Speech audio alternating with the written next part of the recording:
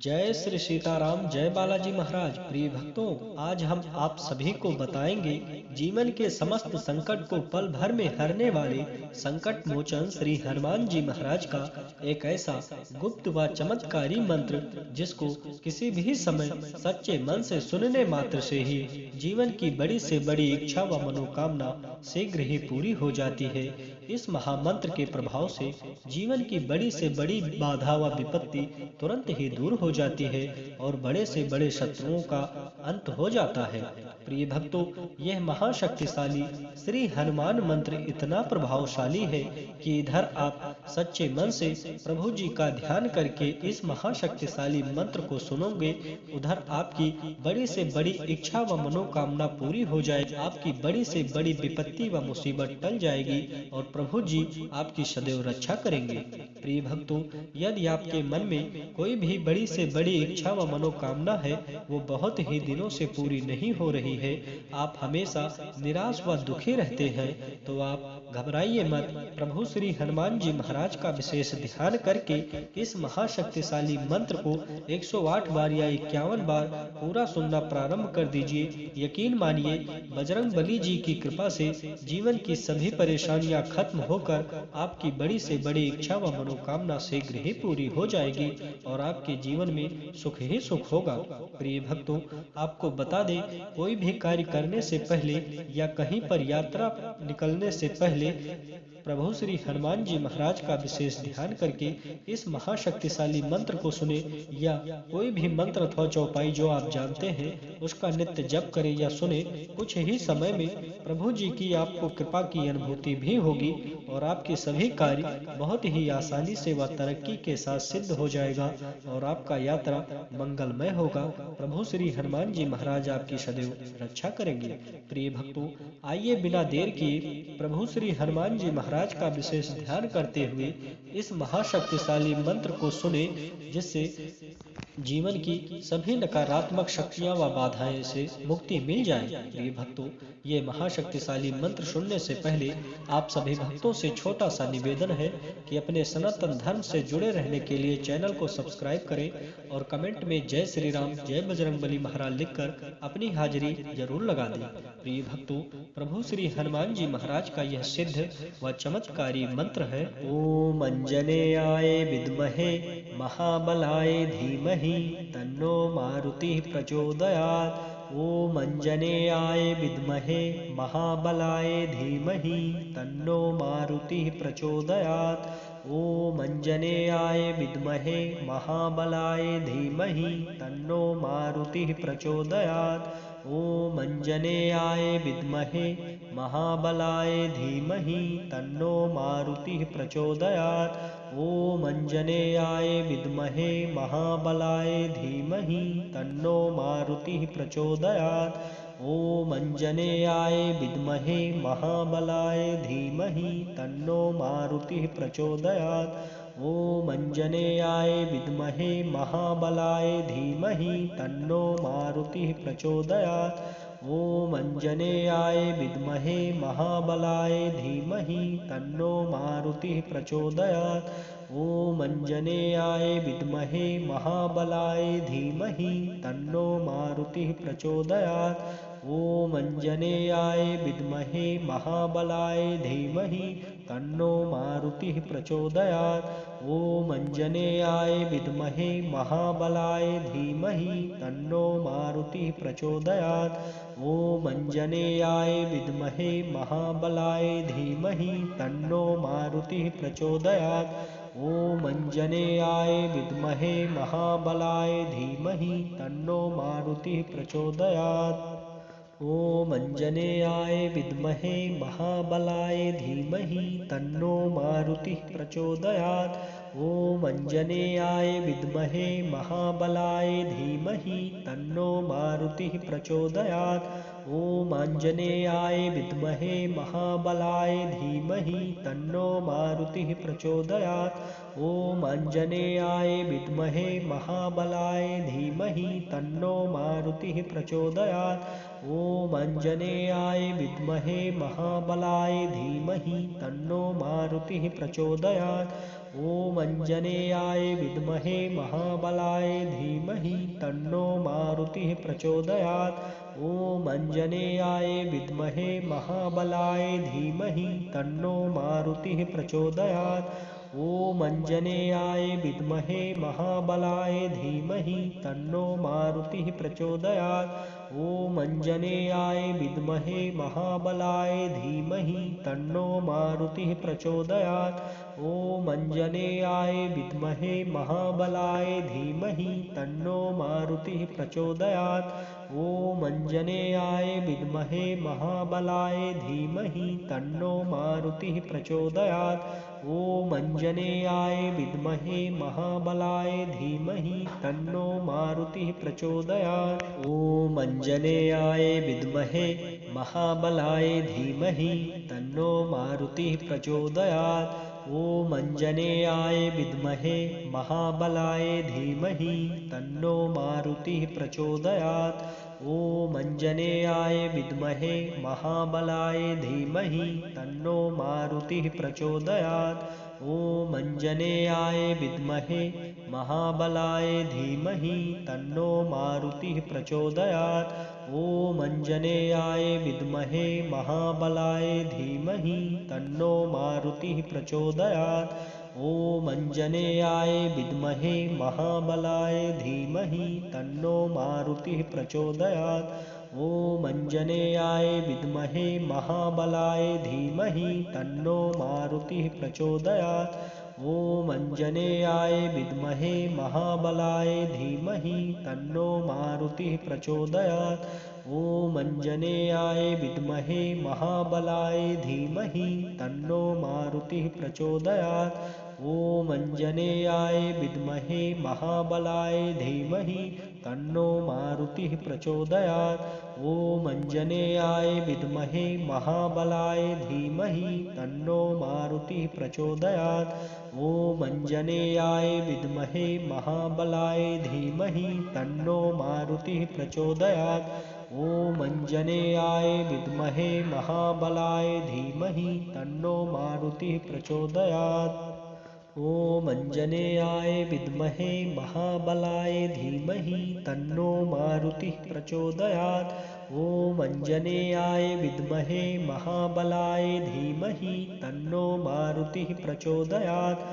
ॐ आञ्जनेयाय विद्महे महाबलाय धीमहि तन्नो मारुतिः प्रचोदयात्। ॐ आञ्जनेयाय विद्महे महाबलाय धीमहि तन्नो मारुतिः प्रचोदयात्। ॐ आञ्जनेयाय विद्महे महाबलाय धीमहि तन्नो मारुतिः प्रचोदयात्। ॐ अञ्जनेयाय विद्महे महाबलाय धीमहि तन्नो मारुतिः प्रचोदयात्। ॐ अञ्जनेयाय विद्महे महाबलाय धीमहि तन्नो मारुतिः प्रचोदयात्। ॐ अञ्जनेयाय विद्महे महाबलाय धीमहि तन्नो मारुतिः प्रचोदयात्। ॐ अञ्जनेयाय विद्महे महाबलाय धीमहि तन्नो मारुतिः प्रचोदयात्। ॐ अञ्जनेयाय विद्महे महाबलाय धीमहि तन्नो मारुतिः प्रचोदयात्। ॐ अञ्जनेयाय विद्महे महाबलाय धीमहि तन्नो मारुतिः प्रचोदयात्। ॐ अञ्जनेयाय विद्महे महाबलाय धीमहि तन्नो मारुतिः प्रचोदयात्। ॐ अञ्जनेयाय विद्महे महाबलाय धीमहि तन्नो मारुतिः प्रचोदयात्। ॐ अञ्जनेयाय विद्महे महाबलाय धीमहि तन्नो मारुतिः प्रचोदयात्। ॐ अञ्जनेयाय विद्महे महाबलाय धीमहि तन्नो मारुतिः प्रचोदयात्। ॐ अञ्जनेयाय विद्महे महाबलाय धीमहि तन्नो मारुतिः प्रचोदयात्। ॐ अञ्जनेयाय विद्महे महाबलाय धीमहि तन्नो मारुतिः प्रचोदयात्। ॐ अञ्जनेयाय विद्महे महाबलाय धीमहि तन्नो मारुतिः प्रचोदयात्। ॐ अञ्जनेयाय विद्महे महाबलाय धीमहि तन्नो मारुतिः प्रचोदयात्। ॐ अञ्जनेयाय विद्महे महाबलाय धीमहि तन्नो मारुतिः प्रचोदयात्। ॐ अञ्जनेयाय विद्महे महाबलाय धीमहि तन्नो मारुतिः प्रचोदयात्। ॐ अञ्जनेयाय विद्महे महाबलाय धीमहि तन्नो मारुतिः प्रचोदयात्। ॐ अञ्जनेयाय विद्महे महाबलाय धीमहि तन्नो मारुतिः प्रचोदयात्। ॐ अञ्जनेयाय विद्महे महाबलाय धीमहि तन्नो मारुतिः प्रचोदयात्। ॐ अञ्जनेयाय विद्महे महाबलाय धीमहि तन्नो मारुतिः प्रचोदयात्। ॐ अञ्जनेयाय विद्महे महाबलाय धीमहि तन्नो मारुतिः प्रचोदयात्।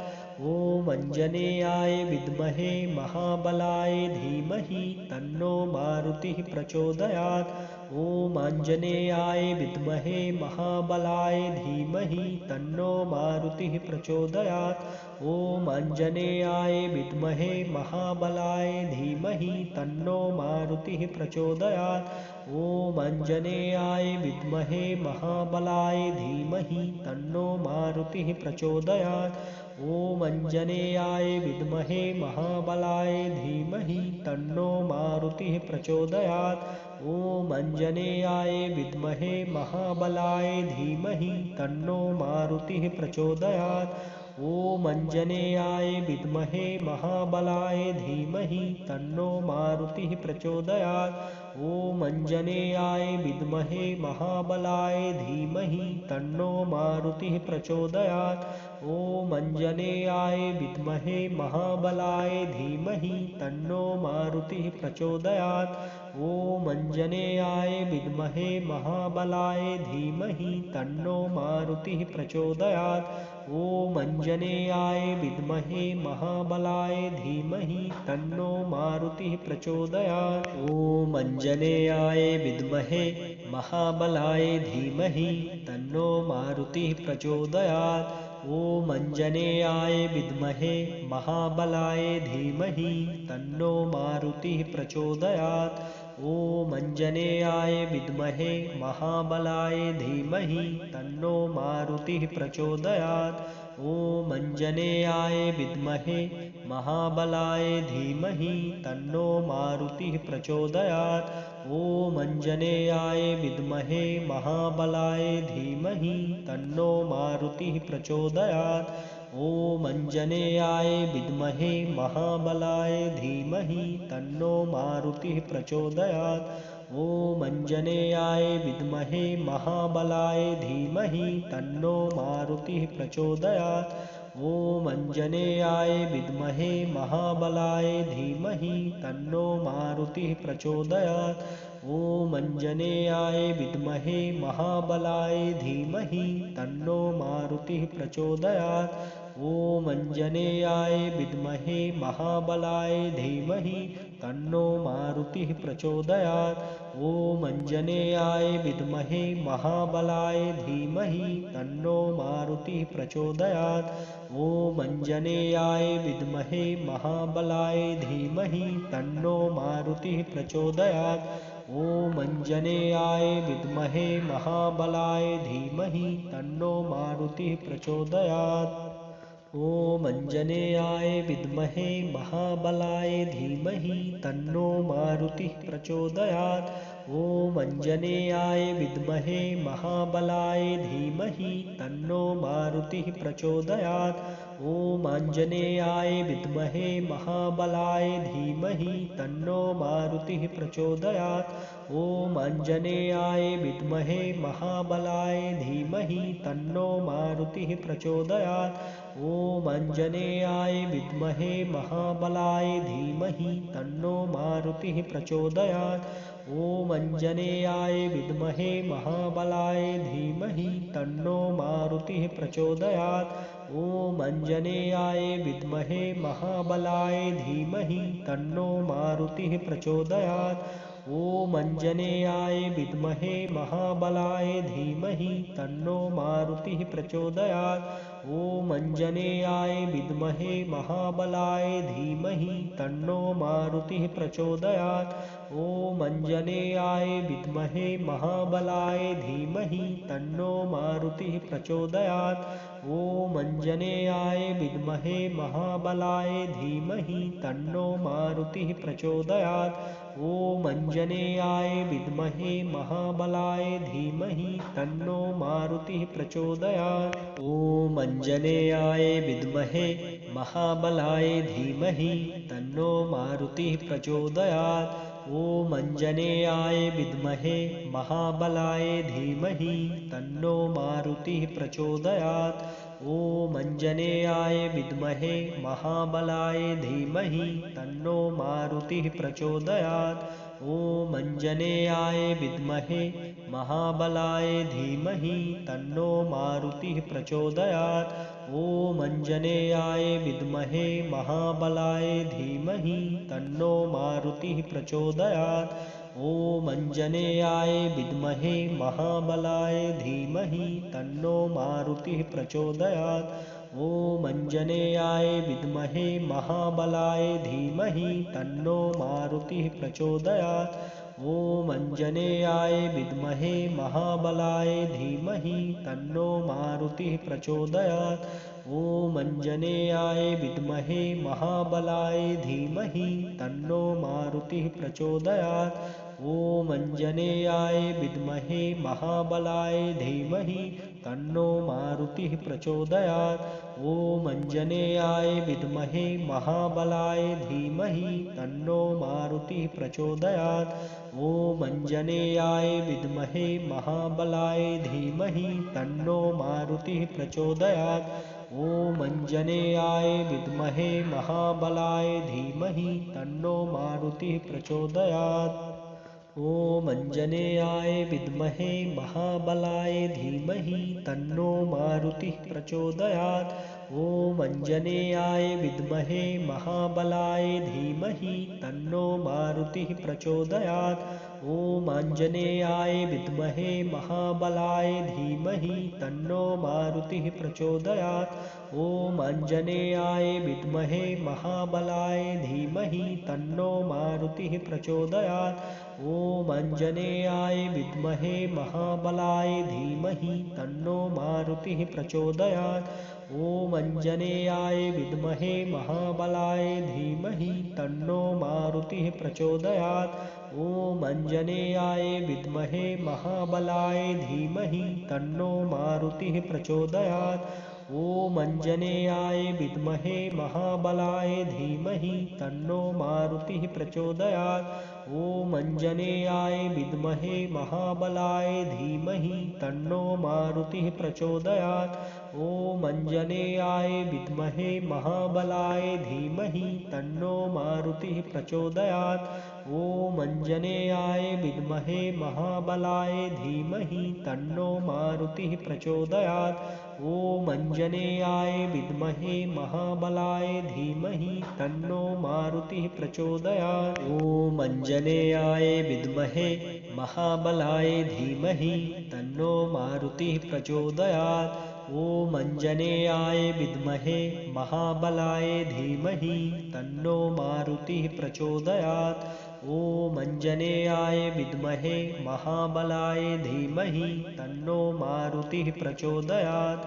ॐ अञ्जनेयाय विद्महे महाबलाय धीमहि तन्नो मारुतिः प्रचोदयात्। ॐ अञ्जनेयाय विद्महे महाबलाय धीमहि तन्नो मारुतिः प्रचोदयात्। ॐ अञ्जनेयाय विद्महे महाबलाय धीमहि तन्नो मारुतिः प्रचोदयात्। ॐ अञ्जनेयाय विद्महे महाबलाय धीमहि तन्नो मारुतिः प्रचोदयात्। ॐ अञ्जनेयाय विद्महे महाबलाय धीमहि तन्नो मारुतिः प्रचोदयात्। ॐ अञ्जनेयाय विद्महे महाबलाय धीमहि तन्नो मारुतिः प्रचोदयात्। ॐ आञ्जनेयाय विद्महे महाबलाय धीमहि तन्नो मारुतिः प्रचोदयात्। ॐ आञ्जनेयाय विद्महे महाबलाय धीमहि तन्नो मारुतिः प्रचोदयात्। ॐ आञ्जनेयाय विद्महे महाबलाय धीमहि तन्नो मारुतिः प्रचोदयात्। ॐ आञ्जनेयाय विद्महे महाबलाय धीमहि तन्नो मारुतिः प्रचोदयात्। ॐ आञ्जनेयाय विद्महे महाबलाय धीमहि तन्नो मारुतिः प्रचोदयात्। ॐ आञ्जनेयाय विद्महे महाबलाय धीमहि तन्नो मारुतिः प्रचोदयात्। ॐ आञ्जनेयाय विद्महे महाबलाय धीमहि तन्नो मारुतिः प्रचोदयात्। ॐ आञ्जनेयाय विद्महे महाबलाय धीमहि तन्नो मारुतिः प्रचोदयात्। ॐ आञ्जनेयाय विद्महे महाबलाय धीमहि तन्नो मारुतिः प्रचोदयात्। ॐ आञ्जनेयाय विद्महे महाबलाय धीमहि तन्नो मारुतिः प्रचोदयात्। ॐ आञ्जनेयाय विद्महे महाबलाय धीमहि तन्नो मारुतिः प्रचोदयात्। ॐ आञ्जनेयाय विद्महे महाबलाय धीमहि तन्नो मारुतिः प्रचोदयात्। ॐ आञ्जनेयाय विद्महे महाबलाय धीमहि तन्नो मारुतिः प्रचोदयात्। ॐ आञ्जनेयाय विद्महे महाबलाय धीमहि तन्नो मारुतिः प्रचोदयात्। ॐ आञ्जनेयाय विद्महे महाबलाय धीमहि तन्नो मारुतिः प्रचोदयात्। ॐ आञ्जनेयाय विद्महे महाबलाय धीमहि तन्नो मारुतिः प्रचोदयात्। ॐ आञ्जनेयाय विद्महे महाबलाय धीमहि तन्नो मारुतिः प्रचोदयात्। ॐ आञ्जनेयाय विद्महे महाबलाय धीमहि तन्नो मारुतिः प्रचोदयात्। ॐ आञ्जनेयाय विद्महे महाबलाय धीमहि तन्नो मारुतिः प्रचोदयात्। ॐ आञ्जनेयाय विद्महे महाबलाय धीमहि तन्नो मारुतिः प्रचोदयात्। ॐ आञ्जनेयाय विद्महे महाबलाय धीमहि तन्नो मारुतिः प्रचोदयात्। ॐ आञ्जनेयाय विद्महे महाबलाय धीमहि तन्नो मारुतिः प्रचोदयात्। ॐ आञ्जनेयाय विद्महे महाबलाय धीमहि तन्नो मारुतिः प्रचोदयात्। ॐ आञ्जनेयाय विद्महे महाबलाय धीमहि तन्नो मारुतिः प्रचोदयात्। ॐ आञ्जनेयाय विद्महे महाबलाय धीमहि तन्नो मारुतिः प्रचोदयात्। ॐ आञ्जनेयाय विद्महे महाबलाय धीमहि तन्नो मारुतिः प्रचोदयात्। ॐ आञ्जनेयाय विद्महे महाबलाय धीमहि तन्नो मारुतिः प्रचोदयात्। ॐ आञ्जनेयाय विद्महे महाबलाय धीमहि तन्नो मारुतिः प्रचोदयात्। ॐ आञ्जनेयाय विद्महे महाबलाय धीमहि तन्नो मारुतिः प्रचोदयात्। ॐ आञ्जनेयाय विद्महे महाबलाय धीमहि तन्नो मारुतिः प्रचोदयात्। ॐ आञ्जनेयाय विद्महे महाबलाय धीमहि तन्नो मारुतिः प्रचोदयात्। ॐ आञ्जनेयाय विद्महे महाबलाय धीमहि तन्नो मारुतिः प्रचोदयात्। ॐ आञ्जनेयाय विद्महे महाबलाय धीमहि तन्नो मारुतिः प्रचोदयात्। ॐ आञ्जनेयाय विद्महे महाबलाय धीमहि तन्नो मारुतिः प्रचोदयात्। ॐ आञ्जनेयाय विद्महे महाबलाय धीमहि तन्नो मारुतिः प्रचोदयात्। ॐ आञ्जनेयाय विद्महे महाबलाय धीमहि तन्नो मारुतिः प्रचोदयात्। ॐ आञ्जनेयाय विद्महे महाबलाय धीमहि तन्नो मारुतिः प्रचोदयात्। ॐ अञ्जनेयाय विद्महे महाबलाय धीमहि तन्नो मारुतिः प्रचोदयात्। ॐ अञ्जनेयाय विद्महे महाबलाय धीमहि तन्नो मारुतिः प्रचोदयात्। ॐ अञ्जनेयाय विद्महे महाबलाय धीमहि तन्नो मारुतिः प्रचोदयात्। ॐ अञ्जनेयाय विद्महे महाबलाय धीमहि तन्नो मारुतिः प्रचोदयात्। ॐ अञ्जनेयाय विद्महे महाबलाय धीमहि तन्नो मारुतिः प्रचोदयात्। ॐ अञ्जनेयाय विद्महे महाबलाय धीमहि तन्नो मारुतिः प्रचोदयात्। ॐ अञ्जनेयाय विद्महे महाबलाय धीमहि तन्नो मारुतिः प्रचोदयात्। ॐ अञ्जनेयाय विद्महे महाबलाय धीमहि तन्नो मारुतिः प्रचोदयात्। ॐ अञ्जनेयाय विद्महे महाबलाय धीमहि तन्नो मारुतिः प्रचोदयात्। ॐ अञ्जनेयाय विद्महे महाबलाय धीमहि तन्नो मारुतिः प्रचोदयात्। ॐ अञ्जनेयाय विद्महे महाबलाय धीमहि तन्नो मारुतिः प्रचोदयात्। ॐ अञ्जनेयाय विद्महे महाबलाय धीमहि तन्नो मारुतिः प्रचोदयात्।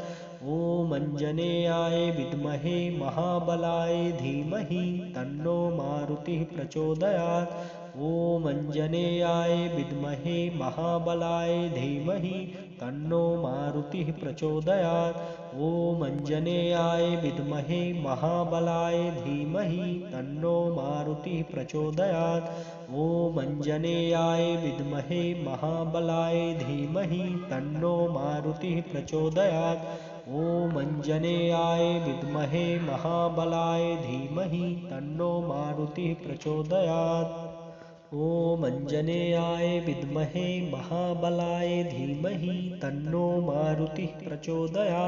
ॐ अञ्जनेयाय विद्महे महाबलाय धीमहि तन्नो मारुतिः प्रचोदयात्। ॐ आञ्जनेयाय विद्महे महाबलाय धीमहि तन्नो मारुतिः प्रचोदयात्। ॐ आञ्जनेयाय विद्महे महाबलाय धीमहि तन्नो मारुतिः प्रचोदयात्। ॐ आञ्जनेयाय विद्महे महाबलाय धीमहि तन्नो मारुतिः प्रचोदयात्। ॐ अञ्जनेयाय विद्महे महाबलाय धीमहि तन्नो मारुतिः प्रचोदयात्। ॐ अञ्जनेयाय विद्महे महाबलाय धीमहि तन्नो मारुतिः प्रचोदयात्।